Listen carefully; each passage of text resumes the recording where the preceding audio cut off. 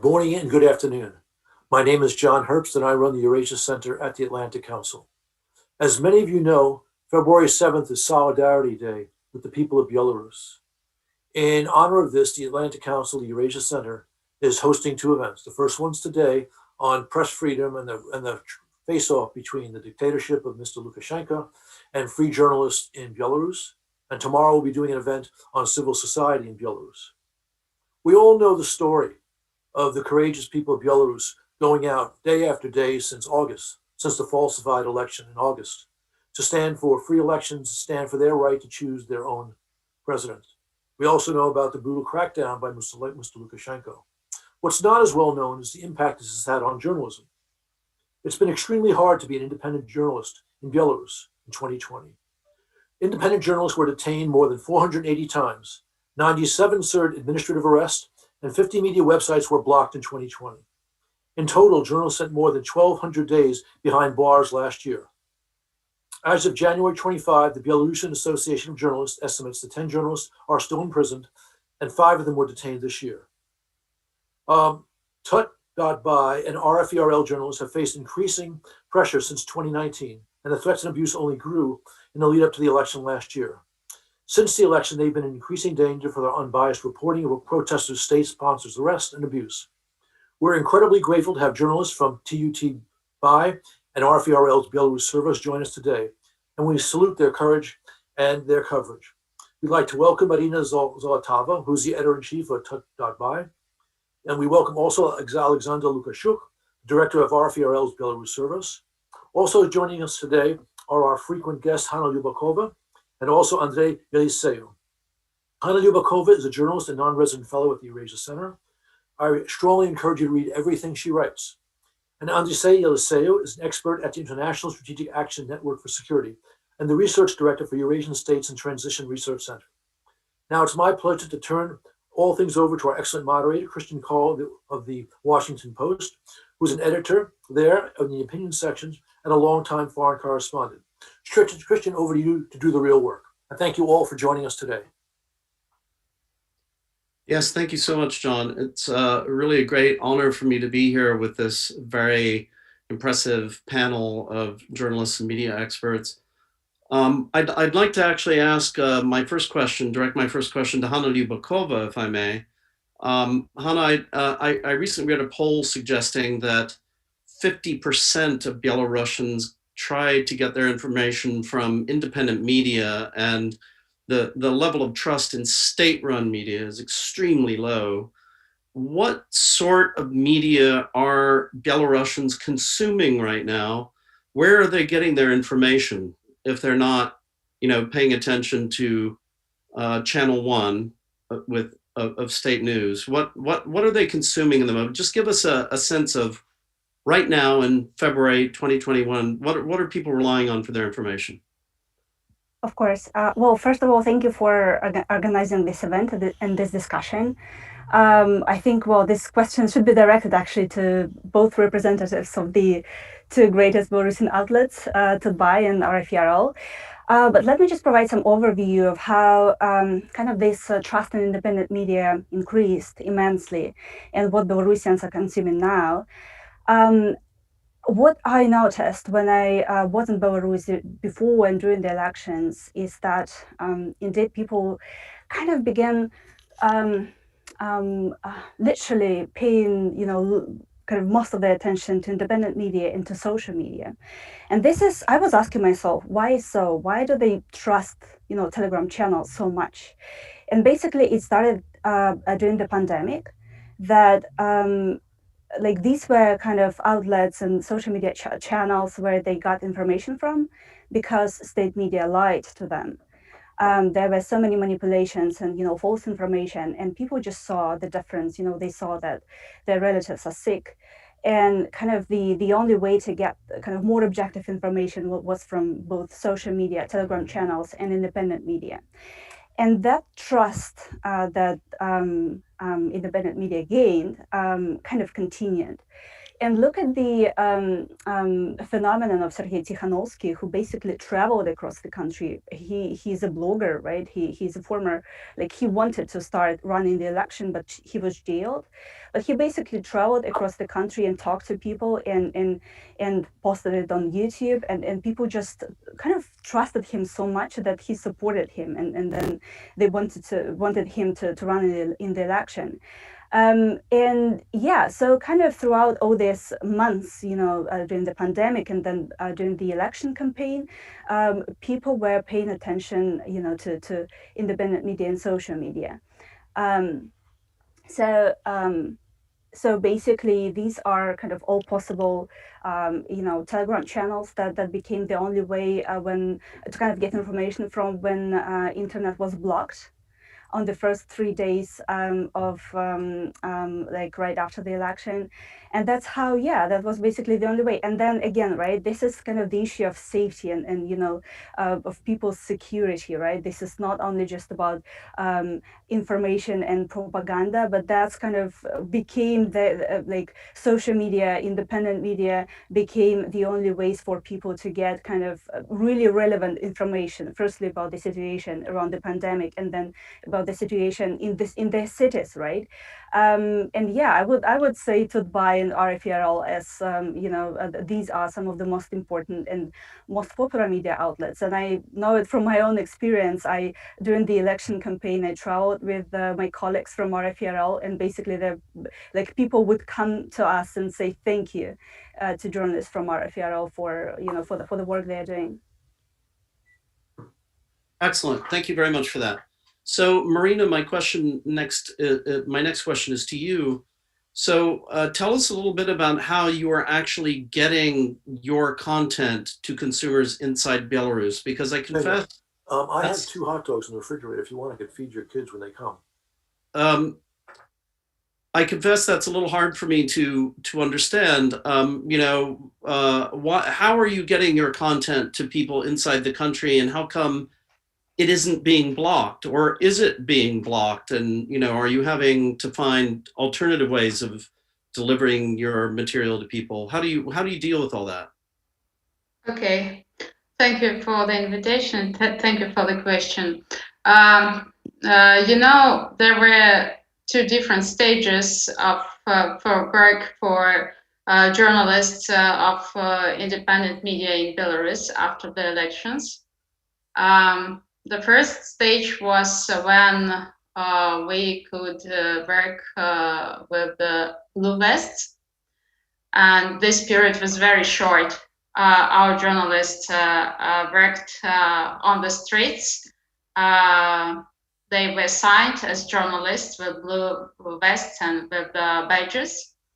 But very soon we understood, and they understood, of course, that they were targets for security forces. And in a couple of days after the elections, we understood that they must hide, they must merge with crowds. And in the first day after the elections and during the summer, our journalists were detained only for 3 or 4 hours. And after 3 or 4 hours in the police department, they were released. But in the beginning of September, they were sentenced to X days of administrative arrests. And our journalists, the journalists of Tutbay, were detained 38 times during 2020, and 6 of them served their administrative arrests, and 2 of them were beaten. And that's why, of course, when we work on protests, we try to hide or to mix with the crowds. And that's why one of the most important source of information for us is UGC. And it's a kind of cooperation with our audience, which is Wait, forgive me. What is that? UGC? What did you? UGC is user-generated content. Right. Thank you. Yeah, it thrills. The best thing about last year, I'd say. Our audience sent us photos and videos 24 hours a day. They sent us details so they can make video from different points. So they answer our questions. Of course, we must verify the information, but this simplifies our work very much, and we are very thankful to our audience. Marina, sorry for interrupting you. So Okay. how do you, that's very important information about your reporting, but how do people watch what you produce? Are you doing it mostly through Telegram? Are you doing it through YouTube? How are you distributing your information? That's something that's very hard for me to understand as an outsider. You know, this time taught us to be very creative and to be very flexible and resourceful. For example, my colleagues from the websites which are blocked, our website is not blocked.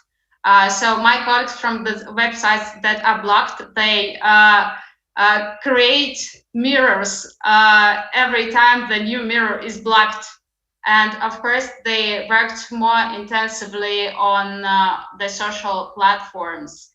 And for example, we had about 40,000 subscribers on our Telegram channel before the elections. But after the elections, when I'd say the internet was almost switched off in Belarus during 3 days, we had more than 400,000 subscribers on our Telegram channel.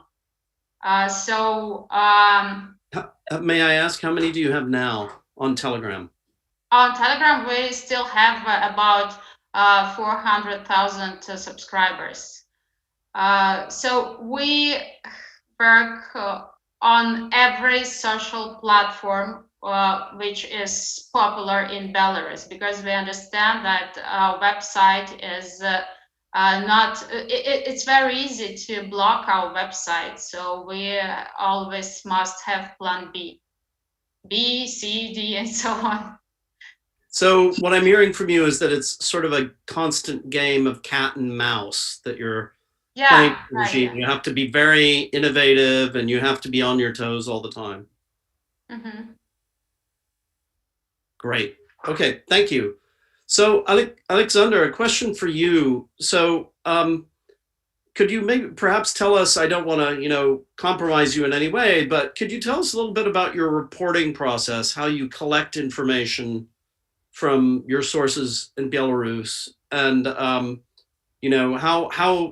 Marina mentioned that even with user-generated content, you have to be careful, right? You have to confirm things. You have to verify them independently. And that's very, very hard in an environment like Belarus. How do you do it? What are some of the mechanisms you use? Thank you, Christian. As Marina said, that's what saves us all now, is that we can work with the people who like us, who trust us, and not only like and trust, but want to risk to do something, to take a photo, to shoot a video, and then to send it to the address which they can still find on social media. Last year was by far the best and the worst year in the history of Belarusian journalism since, I don't know for how long, since the independence, since 1990s. The worst, of course, because of the price which we are all paying. In the beginning, Ambassador already mentioned this. These numbers, stats of people behind bars, of people being fined, of people being beaten. But for us, for journalists, for editors, for managers of this process, there's a very, and I always want to underline this, it's a very effective means of stopping journalism. Sometimes we just look at it as how heroic journalists are, how they fight back, how they find the way. But in fact, the toll it takes, it's really immense. It takes your time, it takes your resources, it takes your energy. You spend your efforts on talking to different players, diplomats, politicians, judges, lawyers, instead of doing journalism. That's just, these things don't really affect the way we work. So in these terms, of course, it was hard losses and soft losses in terms of lost journalism in terms of the West. And of course, it was the best year because it was probably politically the most active, amazing time when thousands, hundreds of thousands of people all of a sudden started looking for quality journalism and for any information. What is interesting, I think, maybe for the international community, when I look at the picture in Belarus, I'm really surprised how structurally strong independent journalism appeared to be, how it was able to withstand these terrible pressures. I think this is a result of many years of investment into training, into discussing how journalists should work, into supporting of independent Belarusian Association of Journalists, of giving these small grants to go and to do fellowships, as our own Hanna Lubakova was able to benefit from the Václav Havel Fellowship, for example, and of course, as many other journalists. And a good sign was that two major, very important independent outlets in Belarus stood by, and Belapan, they lost their top people to diseases. The leader and founder of Dubai passed away, and the leader and the founder of Belapan News Agent passed away, and they persevered. They continued to work. They were structurally so built, and the people were good, so they continued. That was extremely important. The second thing was, which also happened during last year, it was so-called solidarity action between journalists. More and more, it's not only user-generated content. We take each other's content.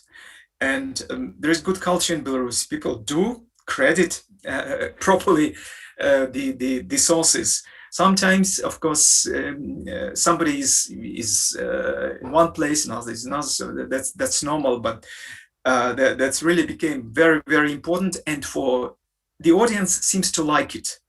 They see that there is a good professional relationship in this. And of course, the audience support. The words of support of Anna mentioned in the beginning, how the people started to recognize our journalists in the street, how they started to give them free services. You have a broken camera, we'll repair it for free. You stop by, can we buy you a coffee? Or give you a ride. All the independent journalists who were on YouTube, they became all of a sudden recognizable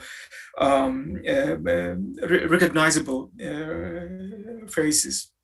But more, if to mention just how do you deal with the user-generated content, so far, I wouldn't say that we experienced a lot of fakes from generated by government, by the other side. Usually fakes used to come, in the past, mostly from Russia, I would say, the interpretation of the news in Belarus or in the world. But at this moment, I would say that the Lukashenko's government is not yet active. I think that gonna be maybe stage 2, but at the moment they don't use it so much because they can use other means, much simpler. Come and confiscate your computer, put you for 15 days behind bars, impose fines. So we are we are of course checking everything as far as we can. And we label very clearly that this is not, that is a user-generated content. But so far, I wouldn't say that anyone had a lot of trouble with it. Thank you very much for that. Let me just ask you, are you, you don't have to, I'm not asking for your address, obviously, but are you currently inside or outside of the country? I'm in Prague now, but I have my people, of course, in Belarus. Of course. But it doesn't make it any easier, does it? For people who are in Belarus, no. And for people who are outside, well, you have to check your phone 24/7 to see if something happened. Let me put it this way. Of course. So, Andrei, over to you. Now, you have researched Russian disinformation efforts in Belarus. And I know, we all know from experience that Russia usually likes to muck up the information space, if I may say so, by promoting all sorts of different narratives, sometimes entirely contradictory ones. But I've seen from your research that there are a couple of main themes that they like to push in the case of Belarus. I wonder if you could just talk about sort of some of the main Russian messaging that you see a lot. And I'd particularly like to hear you talk about how they use COVID-19, the coronavirus pandemic, as a tool in their propaganda campaigns. I think it's no exaggeration to say that since last summer, it's pointless to distinguish between the Belarusian state's media propaganda and pro-Kremlin propaganda, because they nearly totally aligned. I mean, within 3 weeks after the presidential elections, the Belarusian state media synchronized totally with the pro-Kremlin media agenda. And if there are some minor divergences, but 9 out of 10 major propaganda narratives are identical. So if it is, Svetlana Tikhanovskaya as a person in the hands of Western puppeteers, if it's a Nazi-like West who try to organize a color revolution, or socioeconomic degradation in Ukraine, Poland, and the Baltic countries, all these propaganda narratives are recurring both in the Belarusian state media and pro-Kremlin media. Increasingly, the propaganda efforts are now present in on the social media. We published a big study based on a 6-month-long monitoring of Vkontakte, the largest Russian social media, and we monitored a bunch of toxic public pages, and so we identified almost 4,000 posts which contained explicit propaganda, disinformation, or hate speech towards some individuals, groups of Belarusian population. So this phenomenon is massive, but the good news is that most people do not buy it, and as you mentioned, that survey earlier, actually the Belarusian state media are currently the most trusted public institution in Belarus, and the state media got only about 15% of trust among the Belarusians. State media are among the least trusted, right? Independent media are the most trusted public institution, while state media, it's got less than 20% trust. Speaking about COVID-19, as you know, the Belarusian authorities resorted to the worst Soviet-type practices and wide range information manipulations, censorship, and so on. The Belarusian state propaganda, as well as pro-Kremlin propaganda in Belarus, used this health crisis to portray the West in a bad light compared to Russia and China. So they regularly portrayed Western countries as the countries in chaos, which cannot effectively cope with the pandemic, while Russia allegedly is among the most successful countries in the world. And lately, of course, the Russian vaccines are praised heavily, while Western vaccines are presented as some bad quality drugs which are likely to harm the health of the Western countries' residents. So yeah, the pandemic was heavily used by pro-Kremlin propaganda, and it suited well in its grand meta-narrative, saying that the West is collapsing and having bad times while Russia is doing good, and that Belarus can only survive and develop successfully in close alliance with Russia's support, including in the sphere of coronavirus struggle. But there have been, I thought I saw in some of your research that in some cases, Moscow outlets have even pushed the idea that the West is infecting people in Belarus with the coronavirus. Well, yes, some crazy pro-Kremlin outlets posted that the Belarusian opposition actually tries to do a genocide through coronavirus. That's, for instance, one publication alleged that Mike Pompeo brought coronavirus infected test tubes and passed them to the Belarusian opposition to infect as many Belarusians as they can. So yeah, they this propaganda outlets posted some outrageous conspiracy claims concerning coronavirus. But is there a particular story or narrative propagated by the Kremlin that has actually kind of taken hold? Because if people are very skeptical, that's encouraging. But are there some themes that are widely shared and perhaps believed by some people, kind of, despite themselves, or is the Kremlin pretty much fighting a losing battle here? Well, we did a number of focus groups with different segments of Belarusian population a few months ago, and so we found out that it depends on the groups of propaganda narratives. So when it comes to the propaganda claims which discredit the Belarusian history, culture, language, and so on, then people do not buy them. If it's about imperialistic Poland, which wants to occupy Belarus, then we see that people of in their 50s, people of 50 age and more, they tend to suspect that this might be right. Okay, and if we speak about Ukraine-related claims, which are very very regular too, then I think that this is the weakest point.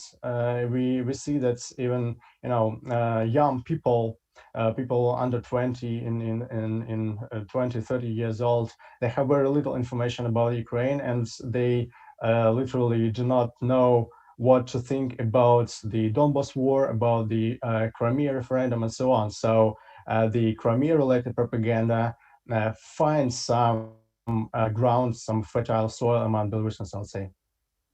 Yeah, that's very interesting and regrettable. Thank you very much for that, Andrei. So this is a question from Marina and Alexander. So you already both kind of touched upon the idea that journalism in Belarus has benefited from contacts with the outside world. What should supporters of democracy in Belarus do to help the pro-democracy movement in the country? What sort of things what sort of help do journalists, objective, independent journalists, need in Belarus right now? What are the things they most need from their friends outside?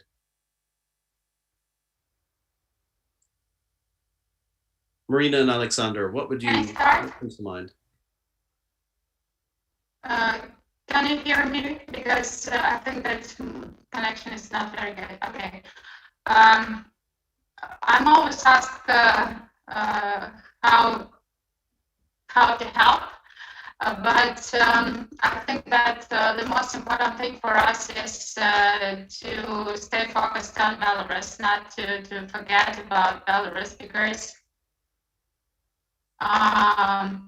the situation is not even critical, it's catastrophic. And what we are observing today in Belarus is not a fight of the authorities against the opposition. It's the fight against the people of Belarus. And that's why we are asking to stay focused on Belarus and don't let to turn a country in the center of Europe with 9.4 million population into a concentration camp, because the repression is very harsh, and it's every day it's getting worse. I mean, the repression.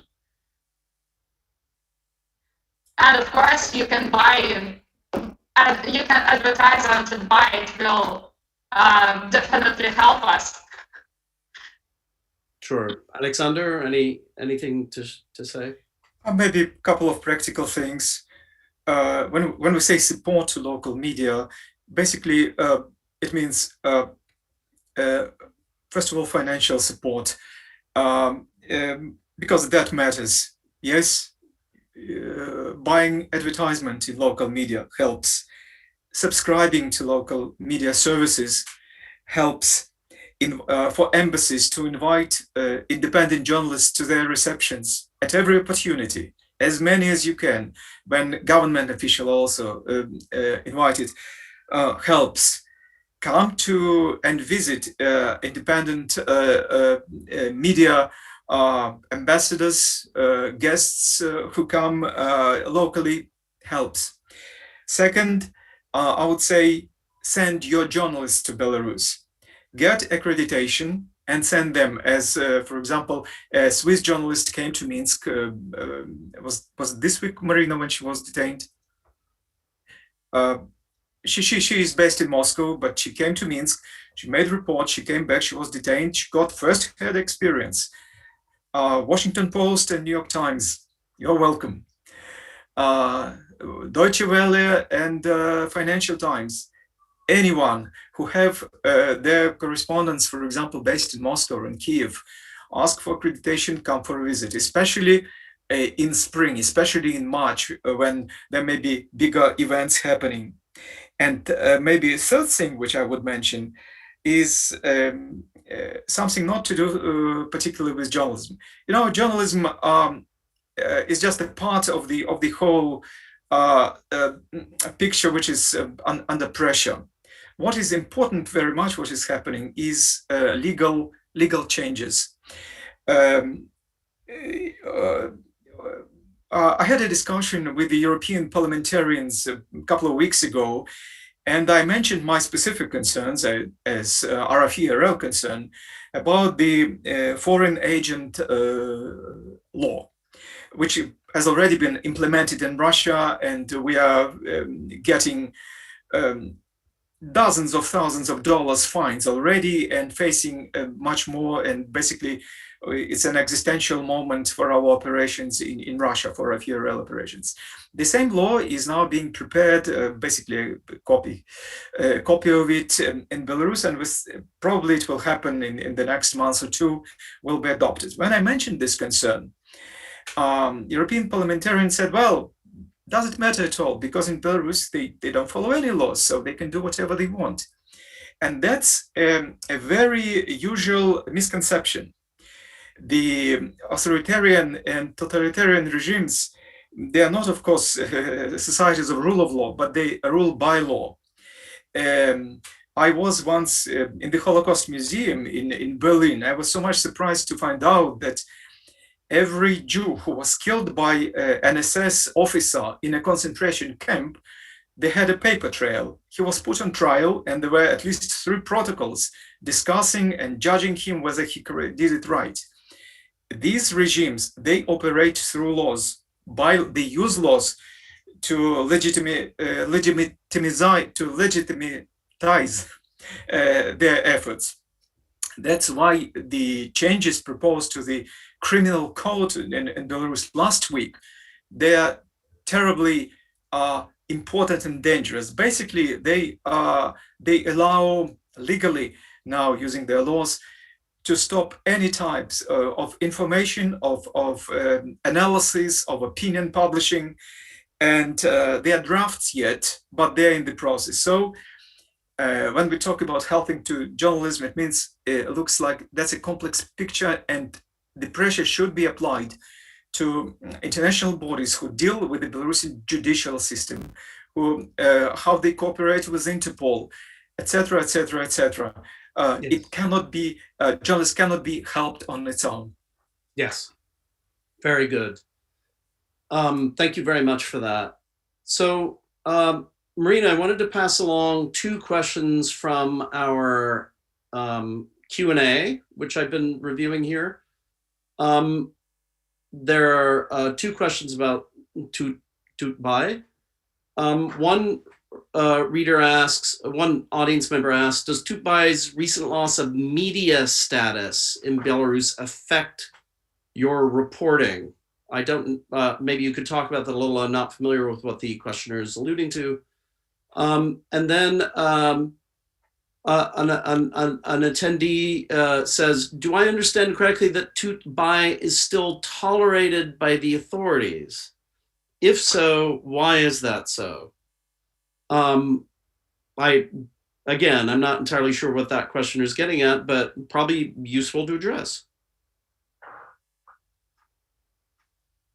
Were you able to hear those questions? Sorry, colleagues,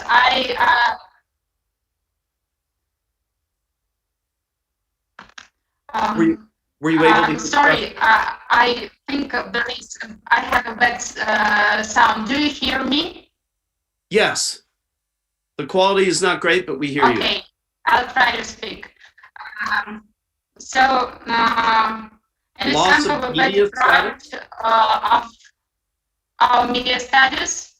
Yes. And of course, I think that the main threat for Tutbai and for the all independent media outlets are the threats of freedom and the threat to life and the health of journalists. And currently, one of our journalists, Katya Borisevich, is behind the bars. But as to our media status, it doesn't mean that we can't work. We can collect and spread the information according to our media law, but we aren't treated as journalists. For example, if our journalists go to cover protests, they aren't treated as journalists. And for example, today we had our journalists couldn't get an accreditation to cover a trial because we were refused because we don't have an official media status. You know, I can say that there is no big difference between independent media with official media status or without this status, because if an official doesn't want to speak to you, doesn't want to provide you information, it doesn't matter for him to have or you don't have this media status. And if they want to detain journalists covering a protest, it doesn't matter for them if he or she presents an official media or not. Yes. Okay. Understood. But what about this this interesting question? This questioner saying that your station is somehow tolerated by the Belarusian authorities. What would you say to that? Excuse me, could you repeat the question? Okay, a questioner said, a questioner is asking, they seem to be under the impression that Tutbai is officially tolerated by the government of Belarus. That sounds like an odd question to me, but someone's asking it. So how would you respond to that?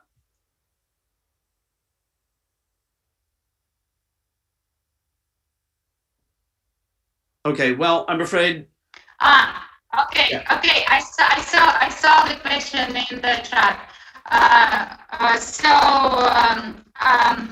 You know, we have more than 3 million unique visitors per month, and I think that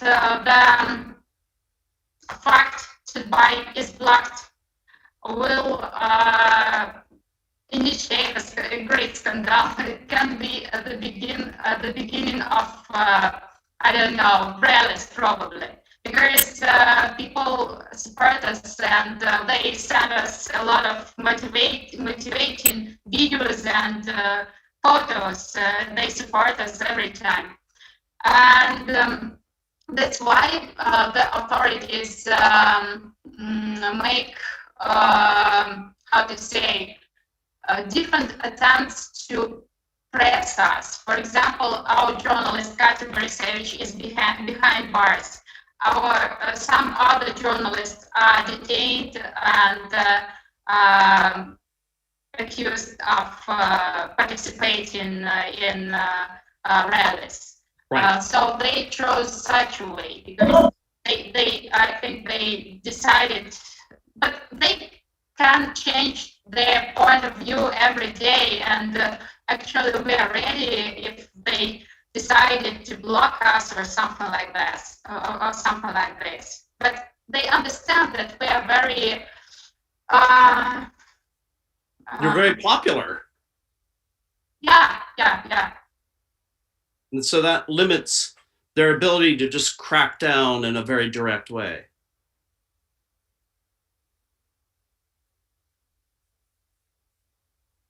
Yeah, okay. Thank you very much, Marina. Yeah, some problems with communication there. So here's another question from one of our attendees. What happened to the Belarusian journalists who quit their jobs? Okay, what do you do if you're a Belarusian journalist inside the country and you've quit?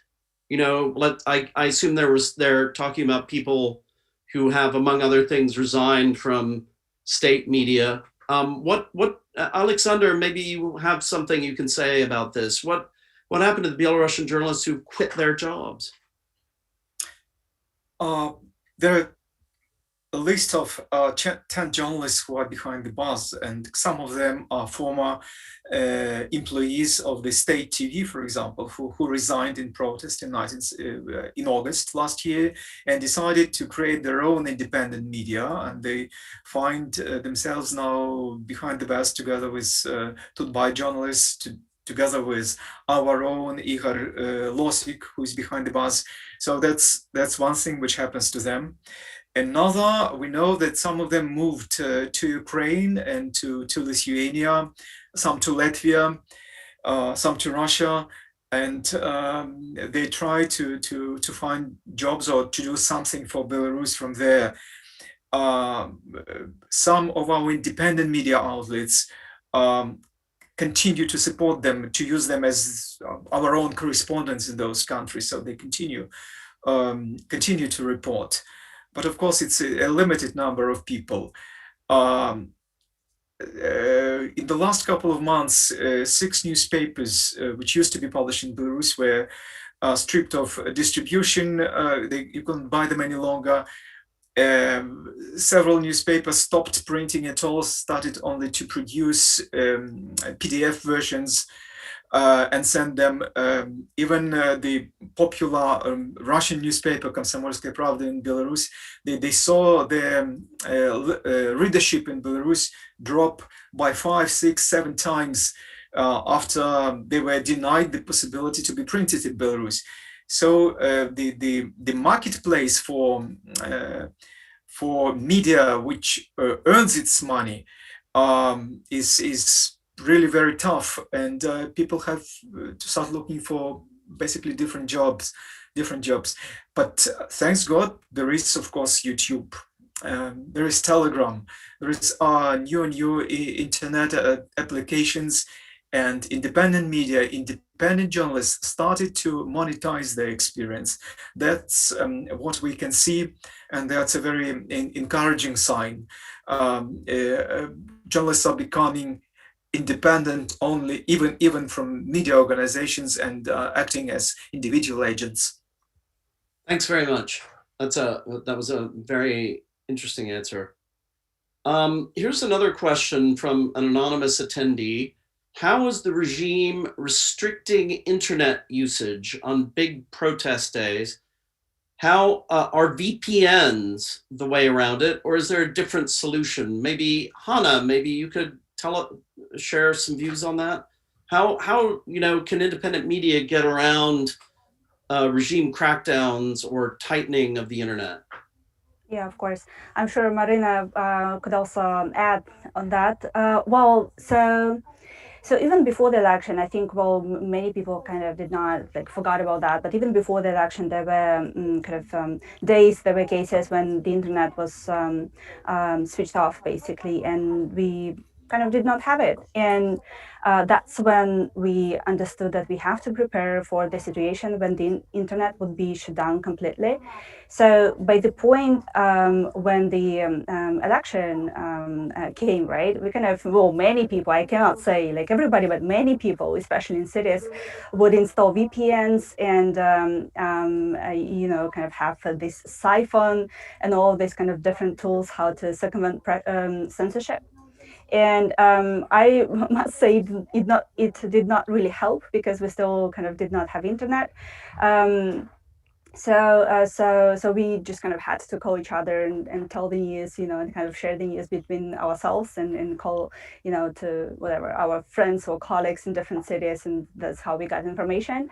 Now, it was so expensive to kind of have the internet blocked totally. So the authorities kind of stopped doing that. And after that, throughout all these months, the internet was switched off on Sundays. And mobile internet, right? So remind us why they might do that on Sundays. Oh, because of these mass protests, that took place every Sunday. And basically what journalists did, they would obviously go and film, get kind of report from the streets. Then they would go to their apartment or newsroom or to some kind of other people's apartments, ask for Wi-Fi. And that's how they kind of sent this information out to the, to their websites or to Telegram, whatever. So that was kind of the way how to get around. And we have this, kind of insane percentage of people who know how to use VPN or some other kind of tools of how to censorship, circumvention. So it's really kind of interesting how Lukashenko made people so literate when it comes to VPN usage and all of this, and Telegram and so on. So people are trying to kind of find their ways. Not everybody can do this. Let's remember that 70%, more than 70% of people have internet, and not everybody, obviously. So there are people who don't have access to it in villages or wherever. So we kind of don't have access, I would say, to those people, and they just deprived of their rights to get information. Would you say that Telegram has proven to be one of the most effective means for communicating independent journalism in Belarus? Yeah. Well, I would say, this platform kind of became one of the most efficient one, right? I must say that before, I guess this year or last year, basically, we obviously used internet, but Viber is very popular in Belarus as well, right? As a kind of mean of communication. But still, Telegram was the only platform I, myself, could use during this, internet shutdown, complete one. And even on Sundays, right, when I mentioned that the mobile internet was switched off, there was still some chance to get some information from Telegram. So that was kind of the most effective platform. Well, thank you very much for that. That's absolutely fascinating. So here's a general question, perhaps, Alexander, you'd like to tackle this one, or Marina, if your connection has come back a bit. An attendee asks, what do you think the future of journalism will be in Belarus? Do you see the current methods as being temporary and existing only under the current government? Or do you think that a revolutionary type of event will be the only way to change the situation? So in other words, I guess, are these techniques for sharing information with audiences and for getting around the state monopoly on information, do you think these will outlive the current situation in Belarus? Maybe, Alexander, you'd like to tackle that one? I'm not sure if Marina is there. That's something which, of course, we think all the time and ask ourselves these questions. Our most successful answer to these times were tactical. Whatever happens, you react to it, and all of a sudden, these tactical solutions become strategic. For some reason, that happened to be not just planning ahead, but dealing with everything which is happening. It's like, cat and mouse, and it works. So that's one of the conclusions of the situation. The question is, can the state, like a Belarusian state, at this point in time, do something completely drastic? There are two ways. There is a state monopoly on internet providing. The state-owned company Bell Telecom controls all internet in Belarus. So technically, yes, they can stop this 100%. They also are much more sophisticated. They know they don't need to stop 100%. They can leave bank services. They can leave some payment possibilities, which won't affect general population in a dire way, but they can be more selective. They have a lot of experience coming from China, coming from Russia, and they can use it. So I would say, if they decide to do it, they can do it. That's one. And I'm not sure when this great idea of Elon Musk of sending internet satellites flying all over the earth and providing free internet, when it comes to, but it can't be too soon. We're really looking forward to it. We are waiting. Interject. He didn't come up with the idea. Let's not give him credit for that. Okay. Who came with this? A lot of people before him. Yeah. He may end up being the one to realize that idea, but he didn't come up with it. Fine. We are waiting for. That's our solution. But at the moment, I'm more afraid, as I mentioned, of this rule by law, about these changes in the criminal code, which may become very fast. The means maybe even next month in March, which will put every journalist before an existential choice. Do I continue, or do I take a step behind the bars? These are the challenges which we face. My answer to them, we will address them tactically, as we used before that, with a lot of strategic, of course, preparation, but I'd rather keep that preparation to myself at this moment. Thank you very much for that, Alexander. We've still got a lot of questions from our attendees, and we've got very little time left. So of course, as always, when you have very little time left, I want to ask the most gigantic question that really needs a discussion of several days. But I'd like to direct that to Hannah, if I could. Several of the attendees are asking questions that have a common theme, which is there a tension between being an independent journalist trying to report objectively on events and being someone who wants to see democracy succeed in Belarus, right? Is there a tension between being an independent, objective journalist and, as it were, having an opposition agenda or a pro-democracy agenda?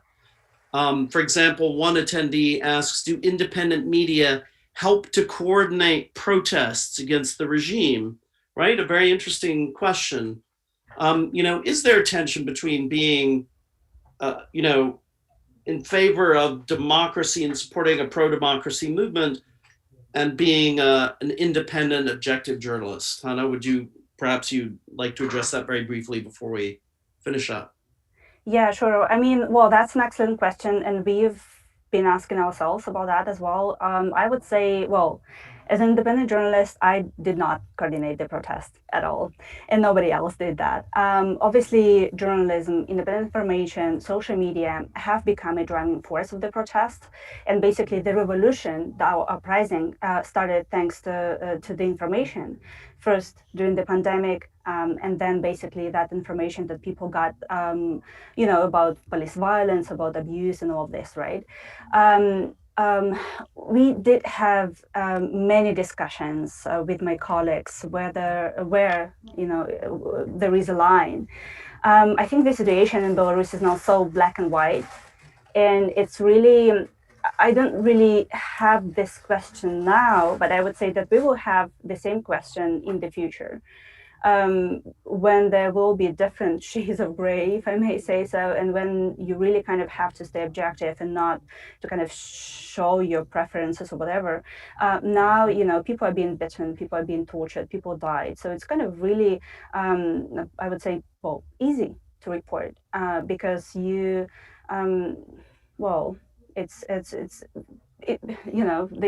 are kind of issues to report on, and you don't really kind of ask yourself what side you should be on, because there are no side. There is no side at the moment. There is just neutral, objective information, facts that you have to deliver, and people need them. In the future, we will indeed have different lines, newsroom will have their different, positions, whatever, parties, and so on. For now, I would say it's really clear. But it is interesting you say that this is something you guys discuss among yourselves, right? It's something you do think about. I would just kind of, perhaps add here. Well, there is, again, Alyaksandr already mentioned that, our kind of the level of journalism, independent journalists especially, is really high. And that's what I've been noticing. Like, all of a sudden, people, we were not prepared, I guess, for this harsh situation. But the media situation in Belarus has never been good, has never been easy. And we've been operating in this harsh environment for years. It's kind of our mission. People feel this is our mission. This is more than just journalism, and it's really important to kind of stick to these principles of reporting independently and well. What this question kind of we were having is. Because many people who used to work for this propaganda media, for state media, they resigned. And why now? And people were, kept wondering why did they resign only now, not before? And this is kind of these questions I would like to avoid, because this is not something that we ask now. We just need to kind of work, deliver information. There are kind of more important issues to fight with, I guess, at the moment. Well, thank you very much for that. And my apologies to all the attendees whose questions we couldn't get to. But I really want to thank all of you for taking part. Hannah, you especially, but also our very honored guests, Alyaksandr, Marina, Andrei. Apologies if I've forgotten anyone. But thank you very, very much for taking part. It was really, really interesting for me as a fellow journalist, and I hope it was also interesting to all of our attendees. And thanks very much, and I hope we get to meet in person again very soon and safely. Thanks very much to all of you.